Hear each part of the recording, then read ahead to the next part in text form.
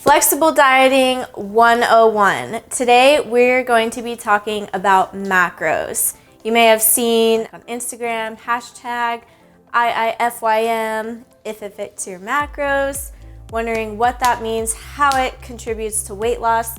Today we're going to explain everything behind it. So basically there are 3 macronutrients. There's protein, carbs, and fats. So it all comes down to calories. Basically, your body needs calories. Calories are your body's source of energy. Regardless of whether you're super active or not, your body burns a specific number of calories every day just by breathing, walking around, digesting your food, all of those things. So it starts with a formula called the estimated energy expenditure. So based on your age, gender, height, weight, and how much activity you're doing every day, so whether you have a desk job or whether you're a waitress serving tables for a double shift throughout the day, your body burns a certain amount of calories. So this is through the NASM Fitness Nutrition Specialization. There's a formula that calculates that. And this is your body's maintenance calories. So how many calories your body's burning every day to maintain that weight. Now, if you eat more than your maintenance calories every day, you're in a caloric surplus. This means you're gonna be gaining weight. If you eat less, you're in a caloric deficit. That means you're burning more calories than you're consuming. Your body's going to lose weight. So the magic number I sort of use is 500, okay? So 1 pound equals 3,500 calories. So if you are looking for a pound a week weight loss, that's a very good place to start. You're gonna want to subtract 500 calories per day. So if you see you have 3,500 calories, 7 days a week, if you're eating 500 calories less each day for 7 days, throughout the course of 1 week, that's 1 pound. Obviously, this is an estimate, and if you want to accelerate that weight loss, you can do things like adding in cardio sessions. Those are gonna burn extra calories. You may lose 2 or 3 pounds in a week, just depending on kind of where you're at, what your goals are. So you may be wondering, okay, how much protein do I eat? How many carbs do I eat, etc. So for protein, I recommend 1 gram per 1 pound of lean body mass. So like when I'm competing and I'm on stage, I'm around 100 pounds, 104 pounds. Hi. And that's when I'm super lean. So I'm gonna make sure I'm eating at least 105 grams of protein. Right now I'm more like 110 pounds. Because I'm not as lean, but I'm still gonna eat probably around 105 grams of protein every day. Now, carbs and fats. How many carbs does your body need? How many fats does your body need? It all depends on your body type and your goals.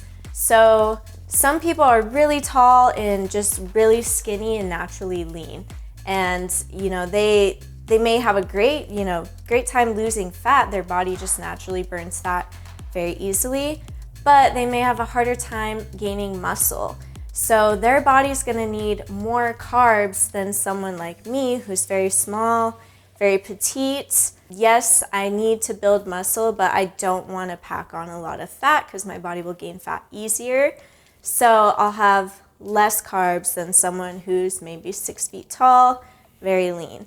So it depends on a lot of things. I totally nerd out over all of these things, so I love doing this. I know it seems very daunting and kind of overwhelming, but what I do is I do all of this for you. So I like to give macros to people, make meal plans for people, sort of set you up for success so that all you need to do is execute. The most important component if you are tracking your macros is portion sizes.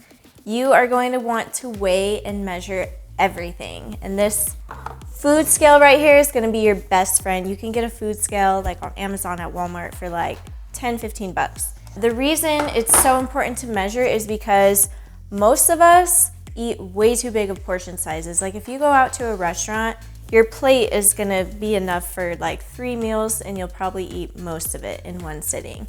So what I have laid out is just sort of different foods that I typically have on hand and that I eat every day. So 20 to 25 grams of protein will give you either a scoop of protein powder, 4 ounces of chicken, which, I mean, I have small hands, but like the size of a fist basically should be your protein size, or 6 ounces of cod is gonna give you all about 20 to 25 grams of protein.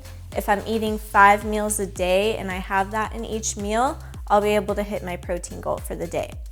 Right here, we have 20 to 25 grams of carbs. So half a cup of rice, 2 rice cakes, 4 ounces of yam, or 100 grams of banana. And this is why it's so important to measure, because these 2 bananas are from the same bunch, but you can see that this one's way bigger and this smaller one is gonna be more of about 100 grams. Obviously, slice it up without the peel, measure it out, you'll be able to get that. And then right here, we have different fat sources. So I have 42 grams of hummus, which is actually a pretty generous serving. That's about 8 to 10 grams of fat for all of these. About a serving and a half of hummus, 16 grams or 1 tablespoon peanut butter, 20 grams of nuts, I have cashews here, or 50 grams of avocado. So notice how small, especially these are. Like when I first started eating healthy, I would eat things like almonds or avocado, or, you know, just like things that I thought were really healthy, and they are healthy.